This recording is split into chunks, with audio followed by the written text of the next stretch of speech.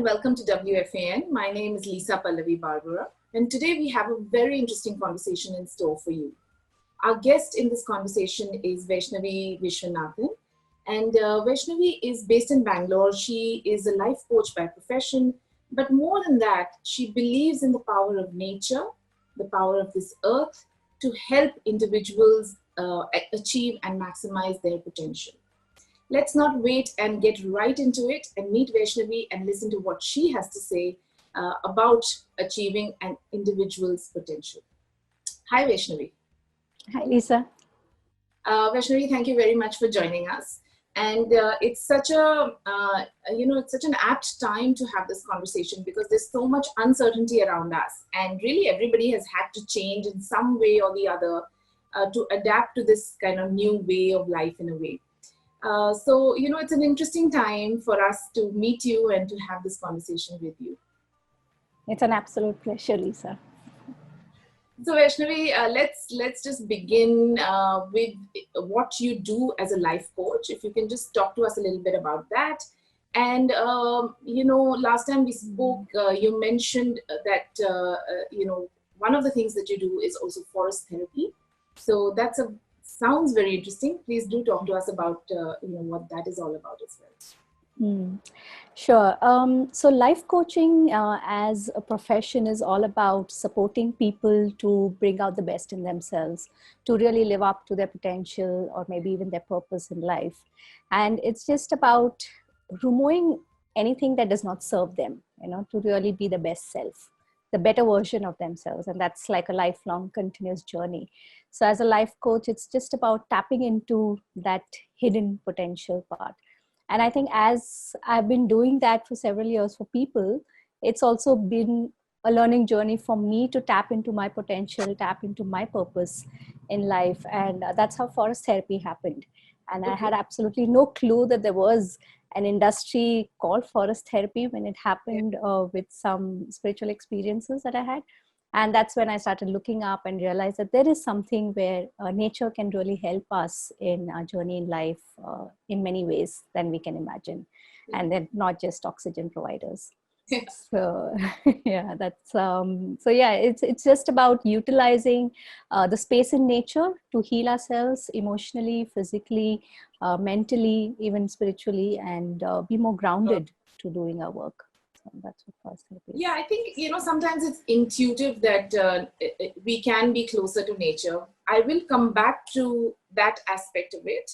But before that, you mentioned that, as a life coach, you do focus on people achieving their full potential.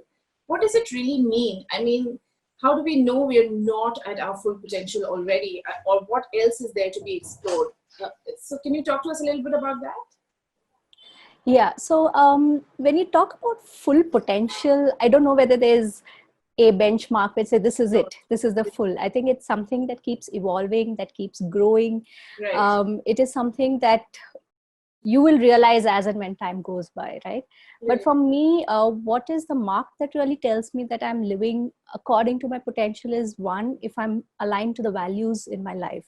So for example, when I started on my own, I had no inclination to be a business person or be on my own and be an entrepreneur. But I had a coach who identified a value in me, which was independence. And he's the one who said, you might just want to take a break from full-time work and be independent. And I realized that being independent was a part of my value, and hence the work as an entrepreneur was living in alignment with my value. So being or utilizing a potential is being aligned with your values is one thing I would say. And the other thing I would say is that you would also notice people living their purpose or what they feel they're meant to do in life. Right. And how you notice that is there'll be some amount of effortlessness that you notice. You could see great artists, singers or actors. There might be a lot of hard work that goes behind it, but when they are in their full flow or in that moment, they are just them. It's kind of, it takes over. It's no longer just them doing it, but something beyond them. Yeah. So I would say, and a lot of time that's very inspirational for other people. It impacts people positively. And that for me is the mark of people being in line with their potential, I would say. Nice. That's very interesting because a lot of our viewers are women who, want to discover this side of themselves, because there are many sides one has already discovered, but like you said, aligning your own internal value with what you are doing professionally, that's very important. But when one is beginning this journey, and there can be so many doubts that come into our minds, is this the right journey? So like you were saying, reaching your potential is not about identifying what you will do or not do in life, but rather finding that value. And emotionally and mentally, is there a way that one can actually overcome doubts to take that first step and say that, yes, I am going to start out on this change, on this new journey, and I'm going to do it by myself? Is there a way to overcome those doubts at least? Yeah, I think self-doubt will always be a part of an entrepreneur's life. But yes, the first step is usually the hardest. But Right. what worked for me, I can share. I'm sure there are a lot of things that work for many people. What worked for me is pure elimination. Knowing what I didn't want, you know. Yeah. So I knew I didn't want a 9 to 5 job. I knew I didn't want someone else dictating what I want to do in life, you know. So if I want to go on a vacation and ask for leave, I didn't want to ask someone for it. I wanted to do it on my own. So maybe the rebel in me and the independent value was playing a role there. So it just helped me knowing what is negotiable and what is not. So when I knew what is not negotiable, automatically I knew what is important for me, which is having a place which is flexible, that allows me to do what I want, for me to explore myself and all of those things. So first starting off with what I don't want, which pretty much has led in my life. Even in college days, choosing my major was pure elimination. So that worked for me in terms of that. And the other thing that my coach, when I started off on my own, had said was something that really impacted me. So he said, you already have a lot of skill sets. And I was starting off on my own pretty early in my mid-20s. And that was something that was unheard of in our family, which is a total service related industry workers, you know. And being on our own was not really an option. So there were a lot of these external factors also playing a role, saying I'm not an entrepreneur material, it's not in my DNA. But what he said was, you already have certain skills of 4-5 years of working, so just experiment. So he used the word experiment for 6 months being on your own, and see how that feels and how that works. If it doesn't work, it's fine, you can always go back to your corporate 9 to 5 job, you know. So that was it was like a safety net existing, you know. And that also helped me saying, okay, let me just experiment. If it works, it works. Experiment is all about, it may work, it may not work. And luckily it started working in the second month, and I knew this is where I want to be.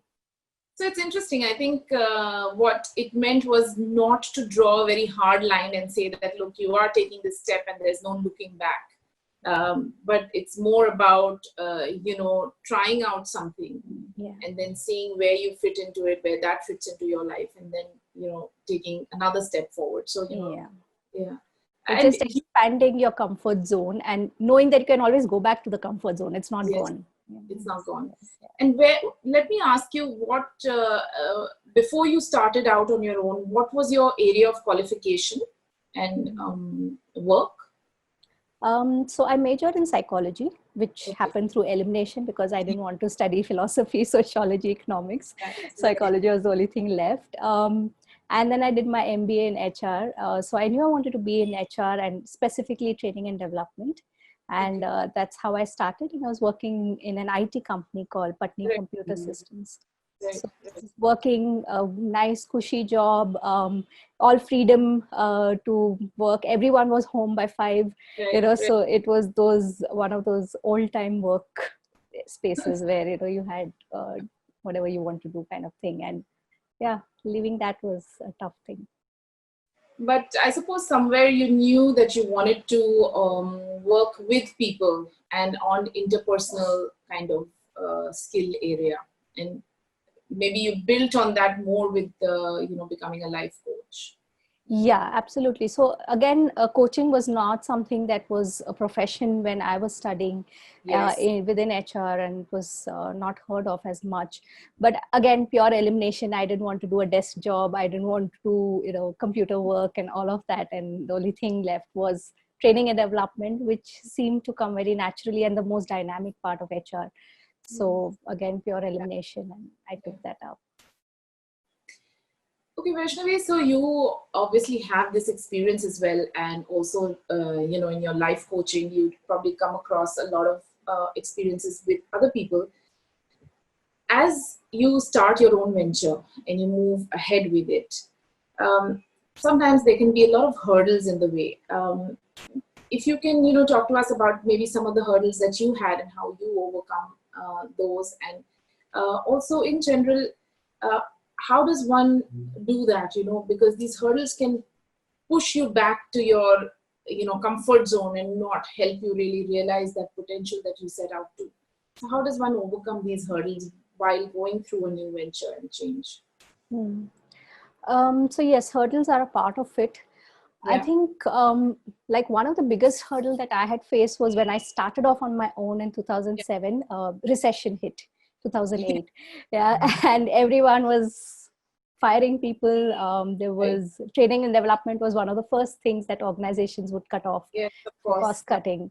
Yeah. But I think what helped me is knowing that my purpose is to serve people to be their best versions, and how I could do that is to do that for myself. So that's the time actually when I did a lot of certifications on understanding human behavior, understanding myself, doing various offbeat stuff like hypnotherapy and all of just I just attending courses and learning and you explored the whole area. Yeah, absolutely right. Explored areas which are related to myself, at the same time also working on what I would enjoy doing, like learning to dance, for example, just my hobbies and things like that, just to keep myself happy. So when I knew that it's all about serving other people as the core, and I could do that, once I started working on myself, after a few months it was not really an issue and people were coming back to me. The other thing that helped me during that time, apart from learning and exploring, is to meet a lot of people just randomly with no agenda. Just go on LinkedIn, find people who are in the space of HR, learning and development. I would just ask them if I could meet them for half an hour and just have a chat. And I might not even be in touch with them later on, but it was just in that interaction, the communication would give me or spark some ideas off, and absolutely. That really helped. Apart from that, I would say being a part of a community which is going through the same journey also helps. So being in touch with other coaches, being in touch with other facilitators who do leadership workshops, especially if they're in the same journey. So it's not something family members or friends would understand what your hurdles are. It's only people who are in that journey. And I do strongly believe in the power of community or fraternity, sisterhood, brotherhood, whatever you may call it. I think it's always nice to reach out and say, listen, I'm going through this, and there'll always be someone who's already gone through it, and they'll say, it's okay, it's fine. You'll sail through it. You might just want to do it this way, that way. So there's a lot of wisdom and ideas and suggestions and advice that can be really interesting, because you don't have to reinvent the wheel. Someone has already gone through it. So I think being part of like-minded people definitely helps pass through these hurdles. Yeah, I think it's important to, what you said, firstly, to keep skilling yourself, make yourself able to do what you are set out to do, so that those doubts and those hurdles can then be overcome with, the knowledge that you have accumulated. And I think at WFAN, the word community resonates a lot, because that's what it's about getting like-minded people together, to serve a purpose which is also like-minded. So, like you said, it's really, really important to stick to this whole idea of having a community, sharing within that community, and gaining from everybody's experiences and everybody's knowledge, I suppose. Yeah, absolutely. But Vaishnavi, what about failures? I don't know if you've ever encountered any in your journey. But talk us through how one can get up from a failure and start again. So failures, yes, of course, just like hurdles, there are failures. Again, it depends on what lens you see and define failure as. The way I have seen failures is an opportunity, or it's an indicator for opportunities to emerge, to become creative. So there are times where you just feel that's it, it can't move forward and nothing can happen. but they actually deepen our journey Yeah. for the best, for the better. I've had a lot of coaching clients also who would come and say, oh, I want to quit my corporate job. I no longer want to be, I want to be on my own. And they find it so glamorous to be on our own, right? The grass is always green on the other side. And once they're going through the coaching and they start off on their own, and they feel that it's not really them. It's not living life the way they want. And then they go back to the corporate world. And that's not really a failure, because then when they go back to the corporate world, they're looking at things from a different lens, and they are who they are completely, and they kind of ready themselves. And some of them actually do quit and start on their own, but now when they start off on their own, they're much more equipped. They have a different skill set that they work with. So I would say whatever happens, happens for the best is my mantra. So if it's a failure, if it means shutting down, expanding, shifting to a different portfolio or a career, whatever it happens, it's living your potential. Basically, it just helps you to bring out potential in you. So maybe there are no failures, and it's all about the experiences and what we take away from them. Yeah, and absolutely. there can be unsavory experiences, but there is always something to learn out of it and use that in our next experience, perhaps. Yeah, absolutely. Okay. Vaishnavi, let me go back then to what you were saying earlier about forest therapy. And how does being closer to nature, how does connecting with nature, how can that help individuals reach their potential? So connecting with nature really has an impact which is very different for each individual. Right. And we've seen various things happening, magical things happening for people. But one thing that remains common is self-acceptance. Because maybe we accept nature the way it is. We don't say this leaf is too small or this tree is too tall. Right. We admire it for what it is. And I think when people end up being in nature and connecting with nature mindfully, not just hiking or jogging and all of that, but being mindful in nature helps them to accept themselves. And that's a huge struggle for most of the entrepreneurs, right? I mean, criticism comes very easily, and being critical is easier than accepting ourselves fully and being confident. So I would say being in nature is almost like being home and being very comfortable with who you are. And at the same time, it could be like, just lying down on a very loving, nurturing mother's lap, where you just feel everything is fine, and that's what happens in nature. And when you are in that state of calm, there's a lot of clarity that emerges, which is what probably leads to intuition for some of them. So people are actually able to make intuitive decisions. They get clarity on what they want to do, sometimes in relationships, at work, in life in general. So that clarity part comes after the self-acceptance, and that opens up a plethora of options for people. So that's what I have experienced, and I've seen people experience it, whoever comes for the sessions. Right. Self-acceptance, clarity, and a realization of the relationships around us. Yeah, and intuition too. And intuition. Yeah. So those are the aids that one can perhaps use in their journey of change, of moving from their comfort zone to something different, of standing up on their own and doing a venture which requires really the full force of self, in a sense. Absolutely. Vaishnavi, thank you so much for joining us. This has been a very, very interesting discussion. And, it doesn't, obviously, all the aspects that we've spoken about here don't end with whatever we've said. And there is so much more to explore. But this is, the conversation hopefully will help our viewers get the direction in place and move forward from there.